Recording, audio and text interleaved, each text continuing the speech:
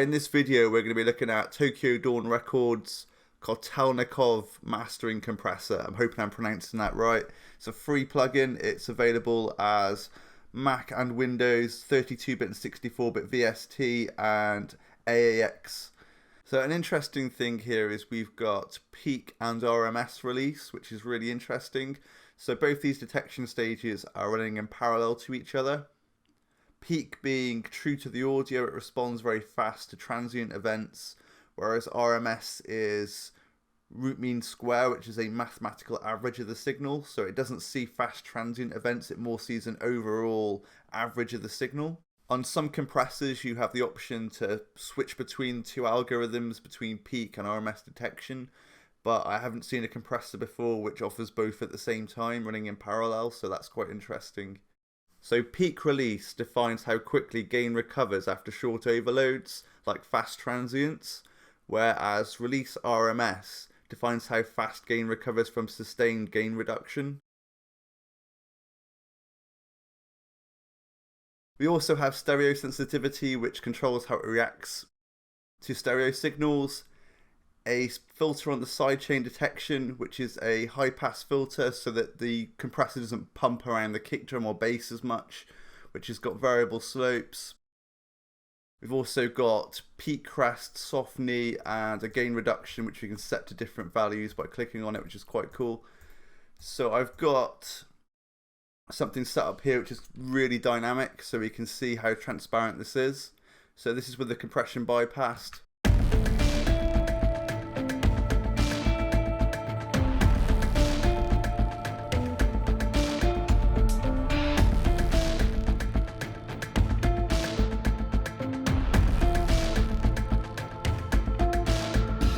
And then with the compression.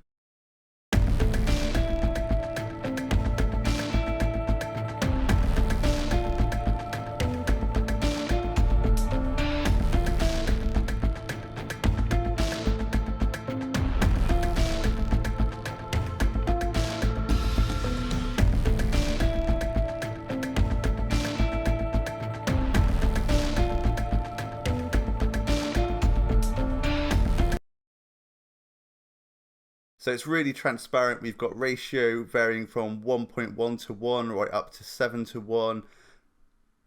And we've got threshold going down to -50. Really fast attack time. We can also do parallel compression with the dry mix control. We have makeup gain, which is to compensate for the gain reduction taking place. And we have an output gain as well, which is a separate control. This controls the compressor's output gain without affecting the balance between the compressed and dry mix signals. There's also this delta button. This allows you to listen to the difference between the original and compressed signal. So it shows you audibly what the compressor is actually doing, and it's a great way to hear the difference between how the signal is being affected.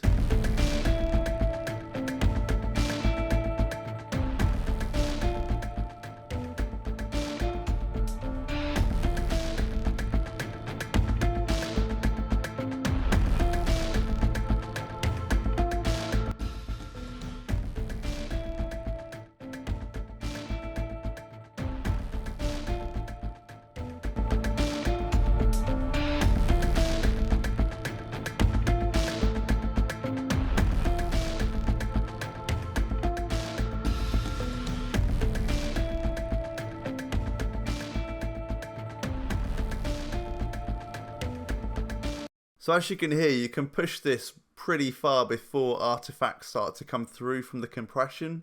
So let's try a ratio of 7 to 1 with a lower threshold.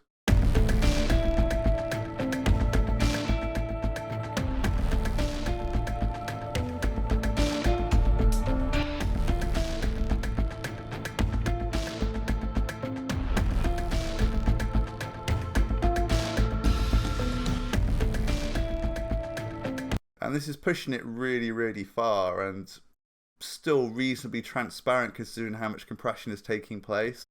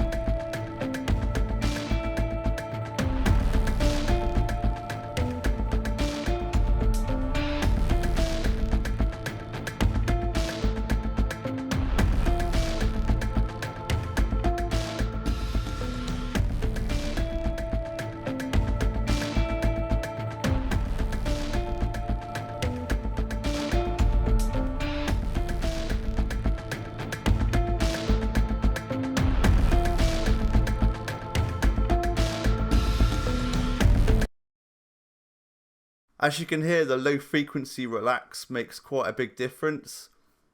So this is controlling what the detection stage sees in the audio. By high passing it, it doesn't see as much low end to trigger the compression.